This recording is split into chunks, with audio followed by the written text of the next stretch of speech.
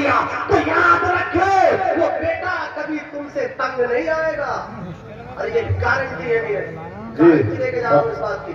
کسی پہ 10 بیٹے ہو, میں مبارکبادی دینا چاہتا ہوں 4 بچوں کو جو 5 مساری ہے, 5 کو, ان کے ماں باپ کو بیٹھے ہو تو یہاں, ان کے رشتے داروں کو بیٹھے ہو تو یہاں.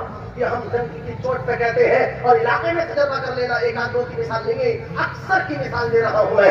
اگر کسی کے 10 بیٹے ہو, ایک بلڈر ہو, ایک ماسٹر ہو, ایک ڈاکٹر ہو, ایک مالدار ہو, بڑا ہو, اور ایک حافظ قرآن ہو, تو ماں باپ بوڑھاپے میں حافظ قرآن کے پاس ہی ہوتے ہیں. جی یہ حق ہے.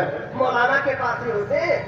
کیوں کہ باپ کا تھوکنا, باپ کا کھکارنا, باپ کا استنجے کا انتظام کرنا, یہ حافظ ہی برداشت کر سکتا ہے, قاری برداشت کر سکتا ہے, مولانا ارشد القادری کا پروردہ برداشت کر سکتا ہے, علماء اہل سنت کے شاگرد برداشت کر سکتے ہیں. کیوں کہ ان کے اساتذہ نے کلاس میں یہ پڑھایا تھا کہ حضرت سرکار دو عالم نے عبداللہ ابن عمر سے کہا تھا, اے عبداللہ اگر تیرا باپ ناراض تو تیرا اللہ ناراض, تیرا باپ راضی تو اللہ راضی, ماں ناراض اللہ ناراض, باپ ماں راضی اللہ راضی. یہ بتایا گیا تھا کہ اگر دنیا میں ترقی چاہیے, قیامت میں رضا الہی چاہیے, تو ماں باپ کے قدموں سے چمتے رہنا. واہ واہ سبحان اللہ. اور اگر بربادی ہے, نبی نے کہا تھا ہما جنت کا بناؤں گا, یہ تیری جہنم بھی ہے تیری جنت بھی ہے. پوچھا تھا کیسے؟ اگر خدمت کرے گا تو جنت کے پروانے ہیں, اگر نافرمانی کرے گا تو جہنم تیرا انتظار کر رہی ہے. ایسا نہ کرے, بہت 2 منٹ میں بہت بڑی بات کہہ کے جا رہا ہوں, ایسا نہ ہو ساری زندگی تو باپ کو دیکھا نہیں, ساری زندگی تو باپ کے لیے کچھ کیا نہیں, ساری زندگی تو باپ کو تانے دیتا رہا,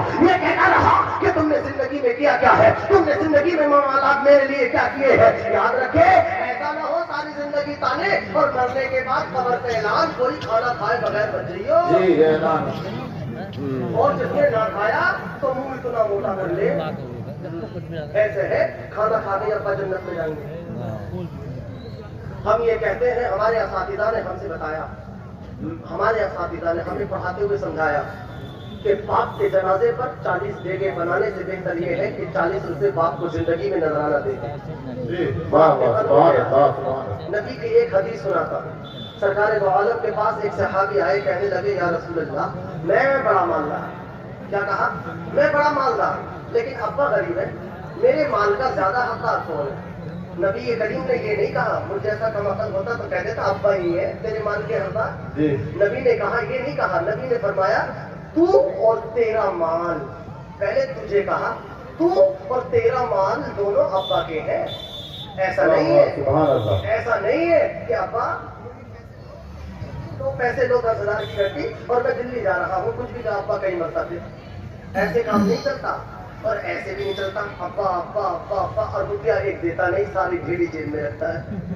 نبی کریم نے فرمایا تجھے باپ کی خدمت جانی بھی کرنی پڑے گی, ہاتھ پیروں سے بھی کرنی پڑے گی, باپ کی خدمت مال سے بھی کرنی پڑے گی. باپ کا کھکارنا, باپ کا تھوکنا, باپ کا کھانسنا, باپ کا کوئی زیادہ کم بھی کرنا تجھے برداشت کرنا پڑے گا. یاد رکھے جنہوں نے ماں باپ کی قدر کر لی, نگلا مانو یہ پیغام مصطفیٰ کانفرنس سے پیغام لے کے جاؤ, ماں باپ کی اگر خدمت کر لی تو تم دنیا کی تمہاری غلام رہے گی, قیامت میں جاؤ گے پروردگار عالم عزتوں کے تاج, عزتوں کی پگڑیاں تمہارے سر. بے شک سبحان اللہ. اس سے کچھ نہیں ہوگا کہ ڈیجے کے بعد ڈیجے میں اتنے آئٹم رکھ دو کہ ماں باپ نے زندگی میں دیکھے بھی نہ ہو. ہم اس کے ممکن نہیں. فاتحہ لگائیے, خوب لگائیے, ایک بار نہیں 1000 بار لگائیے, خوب لگائیے, لیکن یاد رکھیں ہمارے عالم یہ ہے وہ آئٹم ہوتے ہیں کہ جو ماں باپ نے زندگی میں کبھی دیکھے بھی نہ ہو. یہ آئٹم سارے زندگی میں کھلا. ماں کے قدموں میں آ, باپ کے قدموں میں آ, دنیا آباد رہے گی. اللہ تجھے آباد کرے گا, تیری نسلوں کو آباد کرے گا. اللہ بارگاہ میں توبہ کریں, سچی توبہ کریں, سچی توبہ کریں, علماء کے قریب آئے. اسی میں ہماری دنیا اور آخرت کی بھلائی ہے. اس مدرسہ فیضان قادری کو اپنے ہر معاملے میں یاد رکھیں. یہ بڑی محنتیں ہیں, مجھے بڑی خوشی